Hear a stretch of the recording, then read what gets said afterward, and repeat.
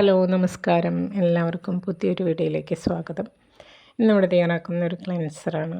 ഗോതമ്പ് പൊടിയും പാലും വെച്ചിട്ട് നമ്മുടെ മുഖം വൃത്തിയാക്കാൻ വേണ്ടിയിട്ടുള്ള ഒരു ക്ലെൻസർ. അപ്പം നല്ലതുപോലെ പൊടിച്ചെടുത്ത ഗോതമ്പ് പൊടിച്ചിട്ടെടുത്തിട്ടുള്ളതായിരിക്കണം കേട്ടോ. ആ ഗോതമ്പ് പൊടി 2 സ്പൂണ് ചേർത്ത് കൊടുക്കാം. അതിലേക്ക് നമ്മൾ പാലാണ് ചേർത്ത് കൊടുക്കുന്നത്. കാച്ചാത്ത പാൽ ചേർത്ത് കൊടുക്കാം. 2.5 ടേബിൾ സ്പൂൺ ചേർത്തിട്ട് നല്ലതുപോലെ മിക്സ് ചെയ്തെടുക്കാം.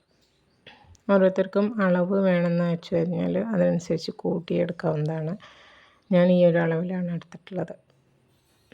നല്ലതുപോലെ മിക്സ് ചെയ്തതിന് ശേഷം നമുക്കത് മുഖത്ത് അപ്ലൈ ചെയ്ത് കൊടുക്കാം.